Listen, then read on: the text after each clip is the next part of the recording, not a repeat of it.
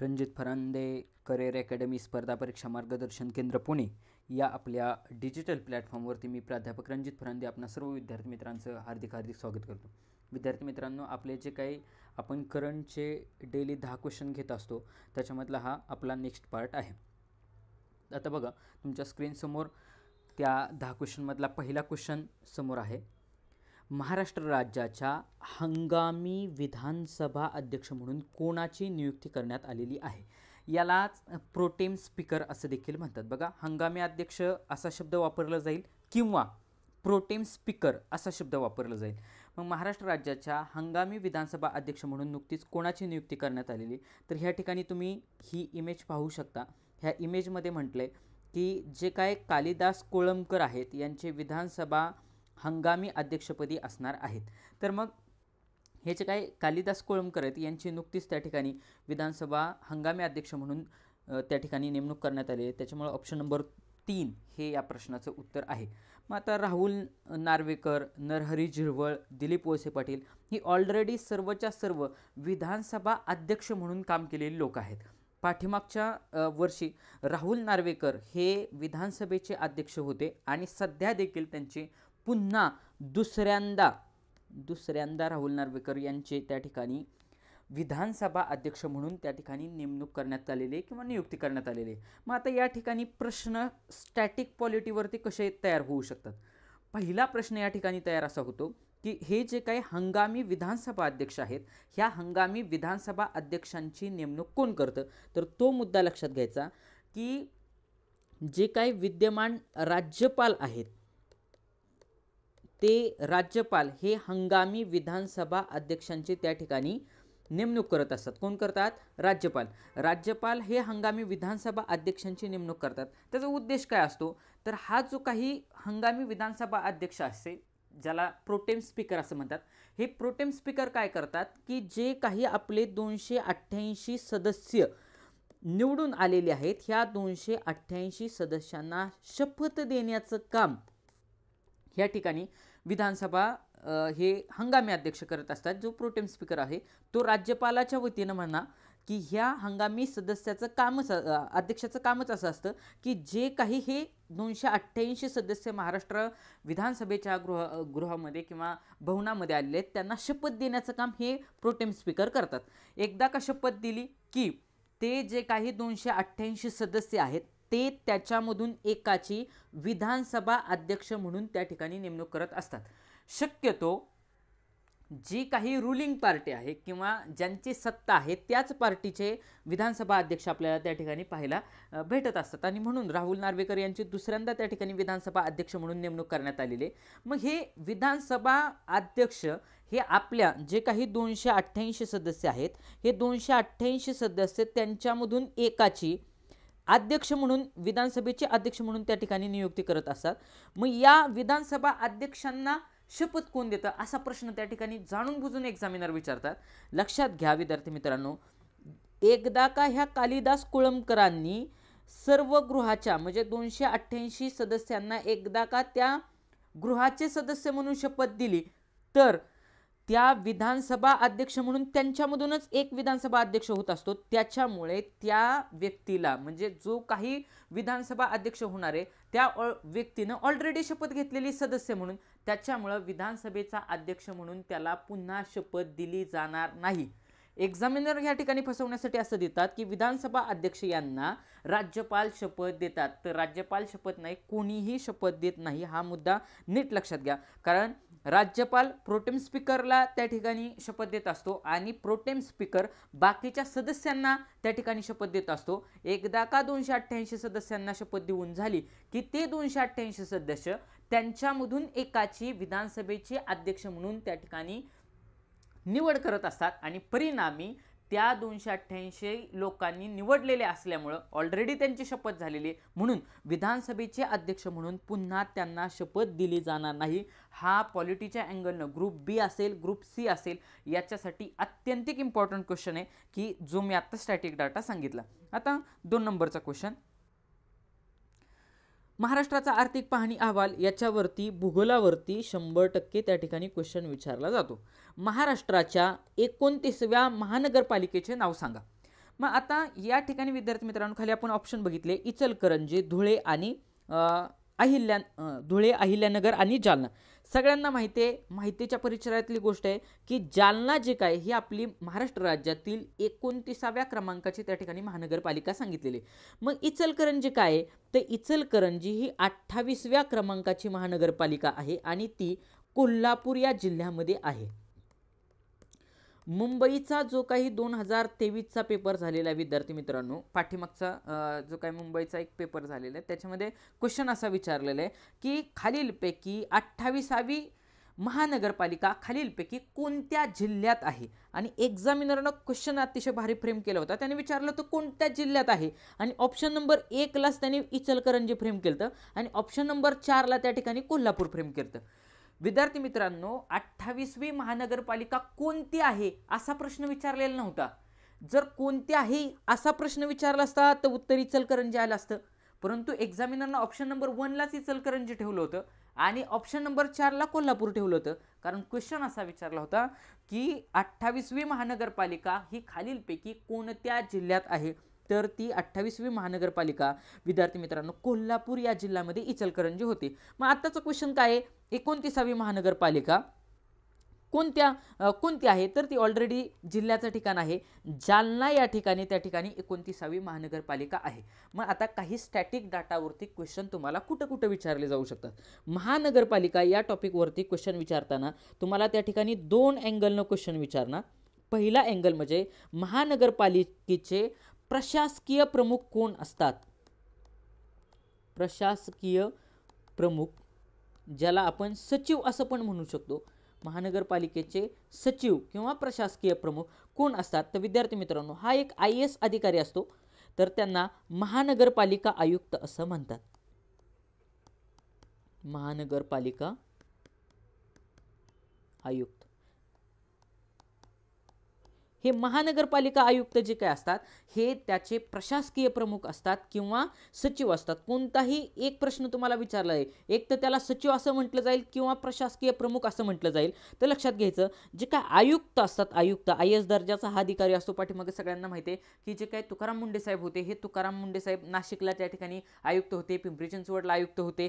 तर ही जी काय व्यक्ती असते आयुक्त, ही व्यक्ती त्या ठिकाणी सचिव असते. आणि तुम्हाला जर फिरवून प्रश्न असा विचारला की कार्यकारी प्रमुख कोण असतंय, तर महानगरपालिकेचे कार्यकारी प्रमुख. आता कार्यकारी प्रमुख हा जर शब्द एक्झामिनरनं वापरला तर विद्यार्थी मित्रांनो लक्षात घ्यायचं, जे जनतेतून निवडून गेलेले असतात तेच नेहमी कार्यकारी प्रमुख असतात. म्हणजे सपोज राज्याच्या बाबतीत विचार केला, राज्याचे कार्यकारी प्रमुख हे मुख्यमंत्री आहेत. देशाचे कार्यकारी प्रमुख विचार केला तर पंतप्रधान आहेत.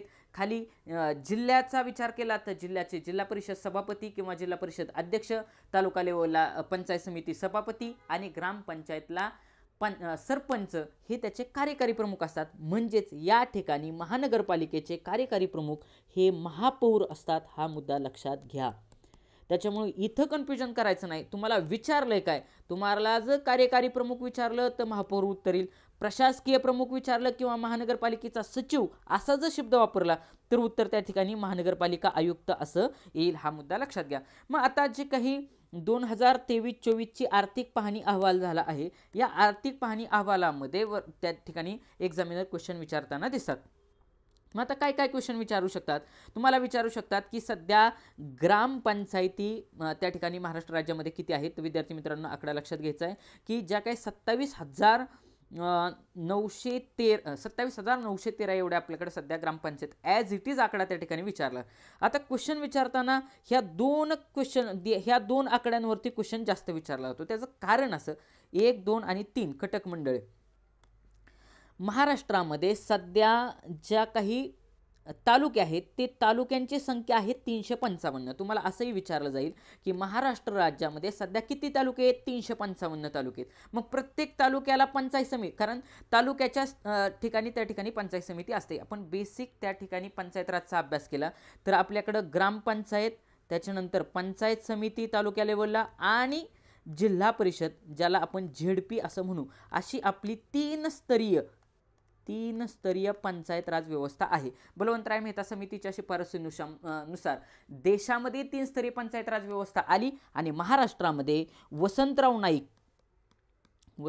नाईक या समितीच्या शिफारसीनुसार 1 मे 1962 त्या ठिकाणी तीन स्तरीय पंचायत राज व्यवस्था आली. ग्राम पातळीवरती ग्रामपंचायत, तालुका लेवलला किंवा ब्लॉक लेवलला पंचायत समिती आणि जिल्हा पातळीला जिल्हा परिषद अशी तीन स्तरीय पंचायत राज व्यवस्था आली. कधी आली? 1 मे 1962 हाही क्वेश्चन विचारलेला आहे. वसंतराव नाईक यांच्यावरती 2 क्वेश्चन होतात. महाराष्ट्रातील पंचायत राज व्यवस्थेसंदर्भात असणारी समिती कोणती होती? तर ती होती वसंतराव नाईक. महाराष्ट्रातील सर्वाधिक काळ असणारे मुख्यमंत्री कोण असा जर प्रश्न विचारला तर त्याचं देखील उत्तर वसंतराव नाईकच असं राहतं. मग आता त्यांनी तीन स्तरीय जी पंचायत राज व्यवस्था ठरवली. मग तालुका लेवलला पंचायत समिती आहे, जिल्हा लेवलला जिल्हा परिषद आहे. मग महाराष्ट्रामध्ये 355 तालुके आहेत. असं जरी असलं तरी विद्यार्थी मित्रांनो हा आकडा लक्षात ठेवणं गरजेची गोष्ट आहे. जरी महाराष्ट्रामध्ये 355 तालुके असले तरी पंचायत समित्या ह्या 351च आहेत. हा मुद्दा व्यवस्थित बारकाव्याने लक्षात घ्या. त्याच्यामुळे जाणून बुजून तुम्हाला एग्जाममध्ये ऑप्शनमध्ये 355 पण आकडा दिसणार आणि 351 सुद्धा आकडा दिसणार. त्याच्यामुळे ज्या ठिकाणी कन्फ्युजन होते तो डाटा व्यवस्थित करायचा. 351 ह्या पंचायत समिती त्या ठिकाणी पंचायत समिती महाराष्ट्र राज्यामध्ये आहेत. मग जिल्हा परिषदा किती आहेत हा क्वेश्चन का विचारला जाणार? विद्यार्थी मित्रांनो सगळ्यांना माहिती आहे एकदम बेसिक गोष्ट, महाराष्ट्रामध्ये जिल्हे किती आहेत? तर महाराष्ट्रातील जिल्ह्यांची संख्या आहे 36. 36 जिल्हे असून देखील 2 जे काय आपले शहरी जिल्हे आहेत, कुठले? एक म्हणजे मुंबई आणि दुसरा म्हणजे मुंबई उपनगर. ह्या 2 शहरी जिल्ह्यांमध्ये त्या ठिकाणी जिल्हा परिषदा नाहीत. परिणामी महाराष्ट्रामध्ये 36 जिल्हे असून देखील जिल्हा परिषदांची संख्या ही 34च आहे. बऱ्याच एक्झामला हा क्वेश्चन विचारलाय की जिल्हा परिषदेची सध्या महाराष्ट्रातली संख्या किती? तर ती आहे 34. आणि मग आता ह्या पंचायत राज त्या ठिकाणी 2 समित्या कार्यरत असतात. 2 प्रमुख कायदे आहेत. ग्रामपंचायतीचा जो काय कायदा आहे हा महाराष्ट्र ग्रामपंचायत अधिनियम 1958चा आहे. साल डायरेक्ट विचारलं जातं की सध्या ग्रामपंचायतीचा कारभार खालीलपैकी महाराष्ट्र शासनाच्या कोणत्या कायद्यानुसार चालतो? तर महाराष्ट्र शासनाच्या ग्रामपंचायत अधिनियम 1958 नुसार ग्रामपंचायतीचा कारभार चालतो. तर पंचायत समिती आणि जिल्हा परिषद याच्यासाठी जिल्हा परिषद व पंचायत समिती महाराष्ट्र अधिनियम 1961 नुसार या पंचायत समिती आणि जिल्हा परिषदचा त्या ठिकाणी कारभार चालत असतो. नगर परिषदा ह्या शहराच्या ठिकाणी असतात आणि महानगरपालिका ह्या 10 लाखापेक्षा जास्त जिथं लोकसंख्या आहे त्या ठिकाणी आपल्याला पाहायला भेटतात. मग क्वेश्चन असा विचारतात की जी काही नगरपंचायत आहे ही नगरपंचायत कुठं असते?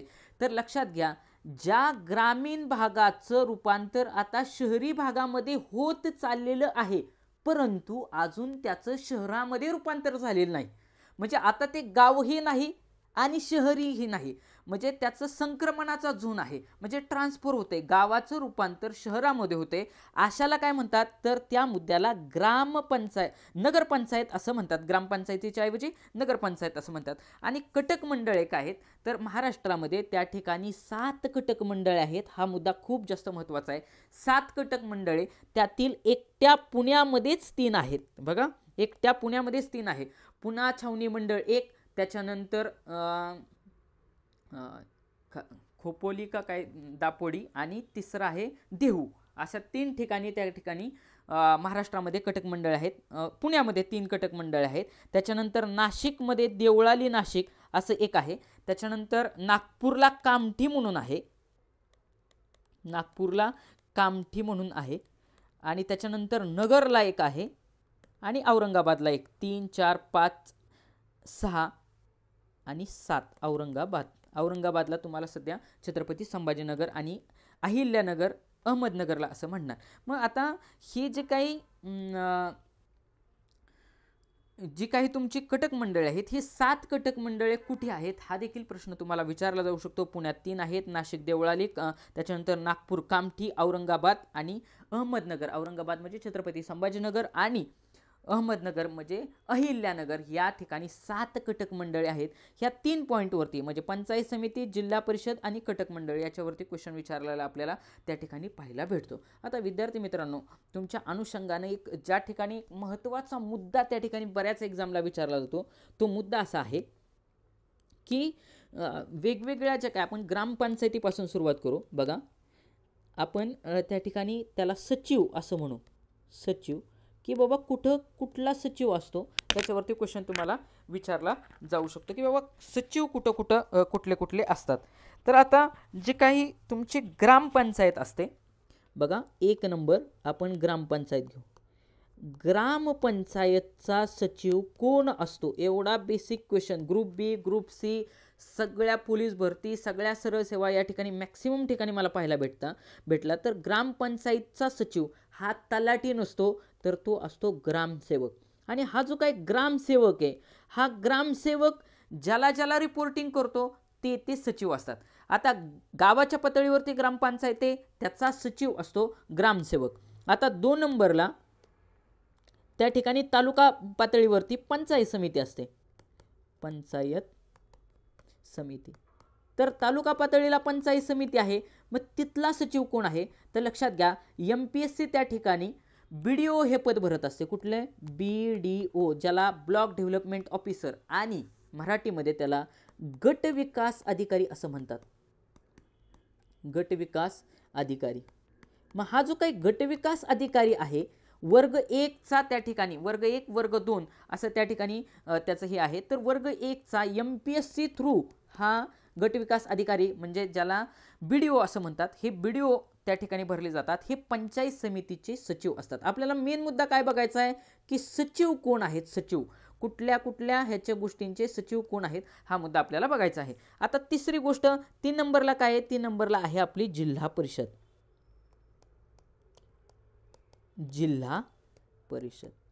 तर जे काही जिल्हा परिषद आहे विद्यार्थी मित्रांनो, या जिल्हा परिषदेचे सचिव जे आहेत, हा मुद्दा इथं नीट लक्षात घ्यायचा. तिथं फसवण्यासाठी 2 मुद्दे असतात.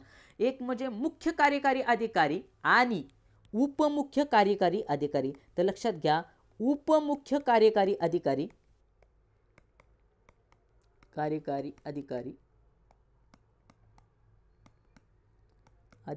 हे त्या ठिकाणी जिल्हा परिषदेचे पदसिद्ध सचिव असतात. हे जिल्हा परिषदेचे पदसिद्ध सचिव असतात. त्याचबरोबर जिल्हा परिषदेची सगळ्यात महत्त्वाची असणारी समिती, जिला आपण स्थायी समिती असं म्हणतो, त्या स्थायी समितीचे देखील सचिव कोण असतात? कारण क्वेश्चन या ठिकाणी 2 विचारले जातात. स्थायी समितीचे अध्यक्ष कोण असतात? तर जिल्हा परिषदेचे जे काय झेडपीचे अध्यक्ष असतात किंवा सभापती असतात, ते जिल्हा परिषदेचे अध्यक्ष हेच स्थायी समितीचे पदसिद्ध अध्यक्ष असतात. आणि त्याचबरोबर जो जिल्हा परिषदेचा सचिव असतो, तोच त्या ठिकाणी विद्यार्थी मित्रांनो, जो जिल्हा परिषदचा सचिव आहे, तोच त्या ठिकाणी म्हणजे उपमुख्य कार्यकारी अधिकारी हाच त्या ठिकाणी जिल्हा परिषदेचा सचिव आहे, तोच स्थायी समितीचा देखील सचिव आहे. हा मुद्दा व्यवस्थित लक्षात ठेवायचा. आणि या ठिकाणी एक कन्फ्युजन प्रश्न असा विचारला जातो की जिल्हा परिषदेचा प्रशासकीय प्रमुख कोण असतो? तर विद्यार्थी मित्रांनो लक्षात घ्या, जिल्हा परिषदेचा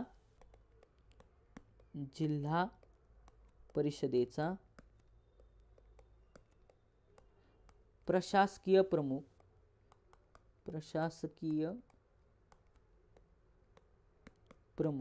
हा उपमुख्य कार्यकारी अधिकारी नसून हा मुख्य कार्यकारी अधिकारी असतो.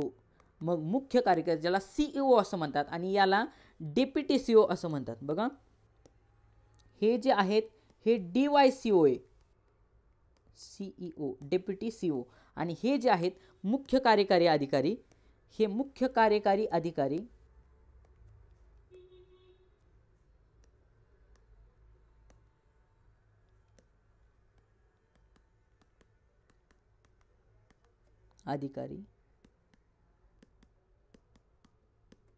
हे त्या ठिकाणी जिल्हा परिषदेचे ज्याला CEO असं म्हणतात, CEO, आणि हा IS दर्जाचा माणूस आहे.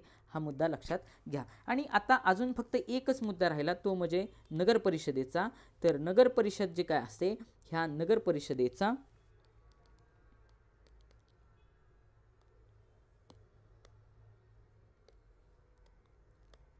नगर परिषद, ह्या नगर परिषदेचा जो काही सचिव असतो तो विद्यार्थी मित्रांनो मुख्याधिकारी असतो.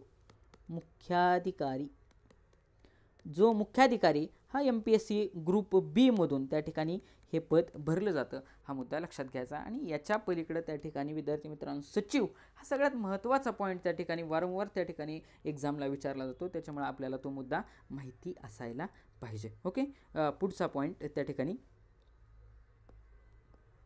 तिसऱ्या नंबरचा क्वेश्चन. आता मी जाणून बुजून हा क्वेश्चन घेतलेला आहे, त्याच्या पाठीमागचं कारण असं, लोकसभा 2024 साठी प्रोटेम स्पीकर. आता प्रोटेम स्पीकर म्हणजे मराठीमध्ये काय, हंगामी अध्यक्ष.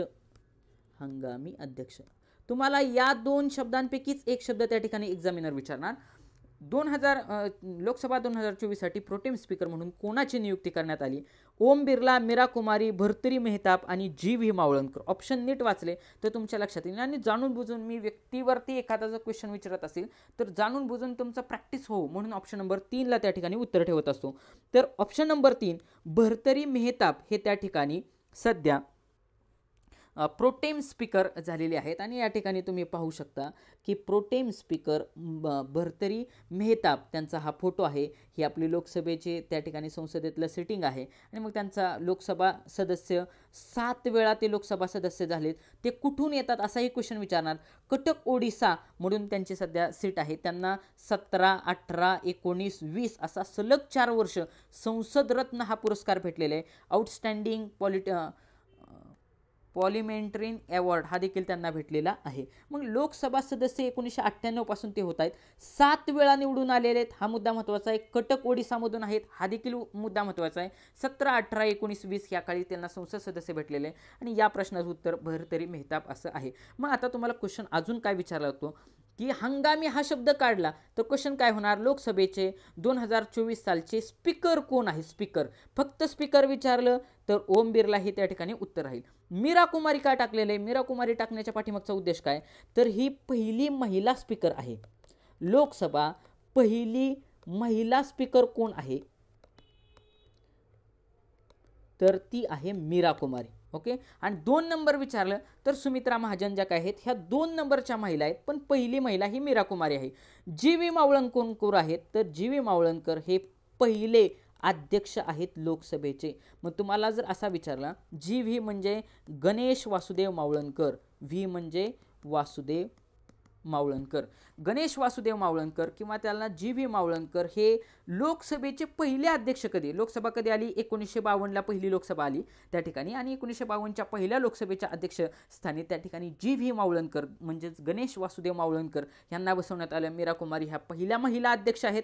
ओम बिर्ला हे त्या ठिकाणी सध्याचे लोकसभेचे स्पीकर आहेत किंवा लोकसभेचे अध्यक्ष आहेत. आणि प्रोटेम स्पीकर यांचं मी तुम्हाला सांगितलं, जशी राज्यपाल हे राज्यामधल्या प्रोटेम स्पीकर किंवा हंगामी अध्यक्षाची त्या ठिकाणी नेमणूक करत असतो, तशीच यांची नेमणूक हे राष्ट्रपती करत असतात. हा मुद्दा लक्षात घ्यायचा आहे. त्याच्यामुळे विचारलंय काय आपल्याला की वरचा लोकसभेचा स्पीकर विचारला आहे की खालचा विचारला आहे. जर तुम्हाला असं विचारलं की बाबा लोकसभेचे जे काही प्रोटेम स्पीकर आहेत त्यांची नेमणूक कोण करतं, तर उत्तर राष्ट्रपती येईल. तुम्हाला जर विचारलं राज्यातील हंगामी अध्यक्षांची निवड किंवा राज्यातील प्रोटेम स्पीकरची नेमणूक त्या ठिकाणी कोण करतं, तर त्याचं उत्तर राज्यपाल येईल. हा स्टॅटिक डाटा देखील तुम्ही व्यवस्थित लक्षात ठेवला पाहिजेत. बाकीचे पण काही महत्त्वाचे मुद्दे पहिले कोण व्यक्ती आहेत हे मी तुम्हाला सांगण्याचा प्रयत्न केलेला आहे. ओके, चौथा क्वेश्चन. 2028च्या ऑलिम्पिकमध्ये नवीन किती खेळांचा समावेश करण्यासाठी आंतरराष्ट्रीय ऑलिम्पिक समितीनं त्या ठिकाणी मान्यता दिलेली आहे? 4, 5, 6 आणि 7. तर विद्यार्थी मित्रांनो टोटल 5 खेळांना त्या ठिकाणी मान्यता देण्यात आलेली आहे. आणि सर्वात महत्त्वाचं म्हणजे भारतीयांना आवडणारा खेळ क्रिकेटचं त्या ठिकाणी 2028च्या आगामी काळामध्ये होणाऱ्या ऑलिम्पिकमध्ये त्या ठिकाणी क्रिकेट या खेळाला समावेश देण्यात आलेला आहे. मग क्रिकेट, बेसबॉल, फुटबॉल, स्क्वॅश आणि लोकर्सी या 5 खेळांना त्या ठिकाणी सध्या ऑलिम्पिकमध्ये त्याचा समावेश करण्यात आलेला आहे. त्याच्यानंतर 6 नंबरचा क्वेश्चन. भारतीय पुरातत्व संरक्षण मंडळाने महाराष्ट्रातील टिंबटिंब किल्ल्यावर भारताच्या पुरातत्व संरक्षण मंडळाने महाराष्ट्रातील टिंबटिंब किल्ल्यावरती जागतिक वारसा दिन त्या ठिकाणी साजरा केला. मग हा जागतिक वारसा दिन कधी असतो विद्यार्थी मित्रांनो, तर 18 एप्रिल हा जागतिक वारसा दिन असतो. आणि तो रायगड, राजगड, पन्हाळा की प्रतापगड, तर विद्यार्थी मित्रांनो पन्हाळ्यावरती त्या ठिकाणी ह्या पुरातत्व विभागानं पुरातत्व विभागानं त्या ठिकाणी किल्ला कुठला आहे, पन्हाळा आहे. पन्हाळा किल्ल्यावरती 18 एप्रिलला त्या ठिकाणी जागतिक वारसा दिन साजरा केलेला आहे. 6 नंबरचा क्वेश्चन, नुकत्याच बातम्यामध्ये चर्चेत असलेला सक्षम व्हॅली हा कोणत्या 2 देशांमधला प्रादेशिक वाद आहे? भारत श्रीलंका, भारत पाकिस्तान, भारत भूटान आणि भारत नेपाळ. तर विद्यार्थी मित्रांनो भारत आणि पाकिस्तान या 2 देशांदरम्यान ही सक्षम व्हॅली आहे. हिमालयातलं जे काय पाकव्याप्त काश्मीर आहे, ह्या पाकव्याप्त काश्मीरचा ही सक्षम व्हॅली हा पार्ट आहे. आणि त्याच्यावरूनच सध्या रिसेंटली 2 देशांमध्ये वाद निर्माण झालेला आहे. 7 नंबरचा क्वेश्चन आहे, खेळाबद्दल जागरूकता निर्माण करण्यासाठी भारतातील कोणत्या संस्थेने अलीकडेच #प्ले ट्रू ही मोहीम त्या ठिकाणी आयोजित केलेली आहे?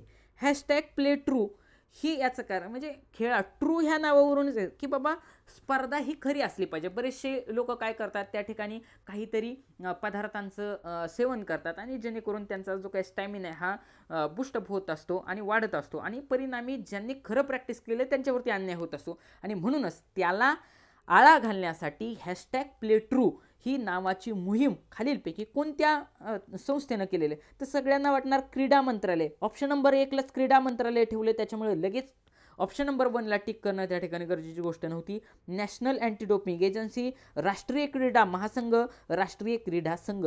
तर विद्यार्थी मित्रांनो या प्रश्नाचं उत्तर हे नॅशनल अँटी डोपिंग एजन्सी जी काय आहे त्या नॅशनल अँटी डोपिंग एजन्सीनं सध्या प्ले ट्रू नावाची मोहीम त्या ठिकाणी राबवलेली आहे. हा मुद्दा लक्षात घ्या. 8 नंबरचा क्वेश्चन, भारतातील भाषांसाठी विशेषतः ऑप्टिमाइज केलेल्या पहिल्या AI भाषा मॉडेलचे नाव काय आहे? म्हणजे काय आपल्या भारतामध्ये आता सध्या AI टेक्नॉलॉजी आली, सगळ्यात घातक आहे. मी कालच्याच एका क्वेश्चनमध्ये घेतलं होतं की पहिली AI सुरक्षा परिषद कुठं घेण्यात आली, तर ती इंग्लंडमध्ये या ठिकाणी घेण्यात आली होती. तर आता ही सुरक्षेचा पण प्रश्न फार निर्माण झालेला आहे. तर सध्या पहिल्या AI भाषा मॉडेलचं नाव सध्या काय आहे? भाषा 1, भाषा 2, सर्वम 1 आणि साहित्य 1. बघा इथं एक म्हणते आणि इथं एक म्हणते, त्याचा अर्थ साहित्य आणि भाषा याच्यामध्ये उत्तर असण्याचे चान्सेस फार कमी आहेत. तर विद्यार्थी मित्रांनो या प्रश्नाचं उत्तम सर्वम 1 ही पहिल्या AI भाषा मॉडेलचं नाव आहे. 9 नंबरचा क्वेश्चन, हा विज्ञान की ज्याला आपण सायन्स असं म्हणू, ह्या सायन्सच्या बेसवरती असणारा क्वेश्चन आहे. गोवर, रुबेला या रोगांशी लढण्यासाठी केलेल्या अनुकरणीय प्रयत्नांसाठी टिंबटिंब देशाला प्रतिष्ठित गोवर आणि रुबेला चॅम्पियन, कुठला चॅम्पियन? गोवर आणि रुबेला चॅम्पियन जागतिक पुरस्कार त्या ठिकाणी मिळालेला आहे. ऑप्शन बघू, श्रीलंका, जपान, भारत आणि अमेरिका. आणि विद्यार्थी मित्रांनो आपल्या प्रिय भारताला त्या ठिकाणी ऑप्शन नंबर 3 भारत देशाला गोवर आणि रुबेला यांच्यासाठी लढण्यासाठी हा गोवर रुबेला चॅम्पियन जागतिक पुरस्कार त्या ठिकाणी नुकताच सन्मानित करण्यात आला. आणि मग तुम्ही या ठिकाणी बघू शकता की मग ह्याच्यावरती लस कोणती आहे असा क्वेश्चन विचारतं आयोग. फार मस्त क्वेश्चन विचारतं की बाबा कोणत्या देशावरती म्हणजे कोणत्या रोगावरती कोणती लस आहे. मग ह्या गोवर आणि रुबेलावरती कोणती लस आहे, तर त्याला विद्यार्थी MMR नावाची लस आहे. त्यांच्या नावावरूनच ती लस आहे. MMR म्हणजे काय? मिसल, मम्स आणि rubella. Measles, mumps and rubella, ज्याला गोवर, रुबेला आणि मम्स म्हणजे गालफुगी असं म्हणतात.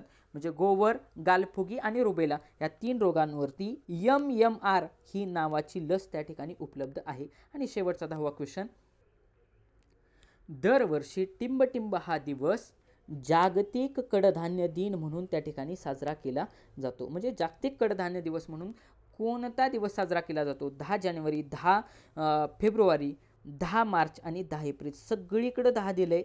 कारण माझा उद्देशच तो आहे की बाबा तुमचं कन्फ्युजन व्हावं. तर विद्यार्थी मित्रांनो, ऑप्शन नंबर 2, 10 फेब्रुवारीला किती 10 फेब्रुवारीला त्या ठिकाणी जागतिक कडधान्य दिन म्हणून साजरा केला जातो. अशा पद्धतीने विद्यार्थी मित्रांनो, स्टॅटिक प्लस करंटच्या अनुषंगाने जे काही 10 इम्पॉर्टंट क्वेश्चन होते घेतले, जे मला वाटले ते मी तुमच्यासाठी घेतलेले. मी त्या ठिकाणी पॉलिटिक्सचे, त्याचबरोबर जे काय ग्रुप बीचे आहेत सध्या कंबाईनचे, ते सगळे पेपर घेणारे 21, 22, 23चे, आणि जे काही मुंबईसाठी विशेष पेपर आहे ते एक पॅरलली त्या ठिकाणी सिस्टीम चालेल. हा व्हिडिओ आवडला तर नक्की लाईक करत जा. मी जे क्वेश्चन विचारलेत ते तुम्ही कमेंट बॉक्समध्ये त्याची उत्तरं सांगत जा. त्या ठिकाणी आपला टेलिग्राम चॅनल आहे, या टेलिग्राम चॅनलवरती मी ह्याची PDF त्या ठिकाणी टाकत असतो. आपल्या टेलिग्राम चॅनलला तुम्ही त्या ठिकाणी जॉईन व्हा. तिथं डेली काही ना काहीतरी इम्पॉर्टंट न्यूज असतील, पेपरचे कात्रण असतील, सोपे सोपे MCQ असतील की जे आगामी काळामध्ये विचारले जाऊ शकतात, किंवा इम्पॉर्टंट एखादा टॉपिक आहे त्याची वेगवेगळ्या गोष्टी त्या ठिकाणी मी शेअर करत असतो. त्याच्यामुळे जरूर तुम्ही माझ्या टेलिग्राम ग्रुपला जॉईन करा. धन्यवाद मित्रांनो.